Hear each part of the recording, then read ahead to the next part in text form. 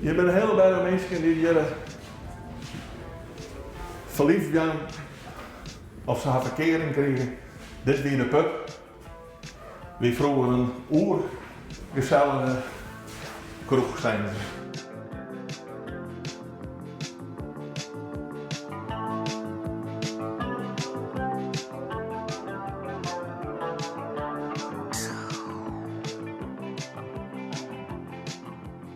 Hier het plak om te douchen en te chansen. Maar nu krijgt de verneemde Ringobar in Vinkleester een nieuwe invulling. Als alles nevens plan rent, komen er binnen 0 en 2 hier 12 appartementen in de oude discotheek. 4 van de 12 appartementen zullen verhuurd worden als sociale huurwenten. Nevens mijn eigenaar Willem Kooistra binnen de oren appartementen voor een groot pad over zijn. Want er wiegen nog animo uit de regio wij. Nou, we kunnen het jaren beginnen te bouwen. Dat de tekening van binnen klaar is. En ik ga een overeenkomst met de gemeente dat we redelijk gauw hier met de boetekant met monumenten ondergrond kennen. Want dat raast om onderhoud en daar beginnen we aan eerst mee.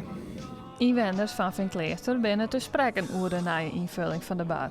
Want nevens Harren had het lang genoeg stil geweest rondom de Ringo. Nou, dat vinden we heel gezellig. Dan gebeurt er hier weer wat. Het is heel stil hier in Warpheden. Dus ik vind het wel mooi. Ja, dat wordt geweldig. En als ik de tekening zo bezie, mooie groen aanleggen, Ja. nou, Het is kan gewoon, niet beter. Het is gewoon een onwinst, vind ik, Ja. van Vinkleester. Ja.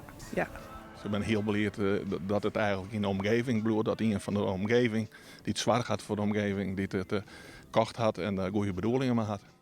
Daar moest de discjockey onder terug om achter de discobar te komen. En alle discjockeys vonden dit fantastisch, want ze konden alle vrouwtjes niet naar de wc gaan.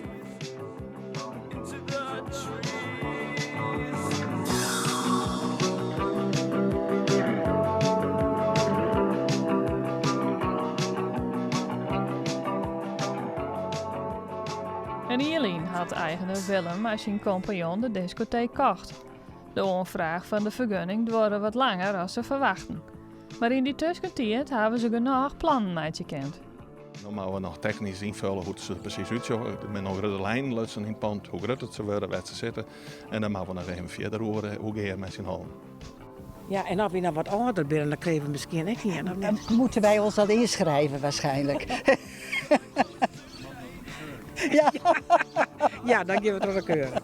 Maar het is hier een prachtig uitzicht. Het wordt je wel heel mooi, hè?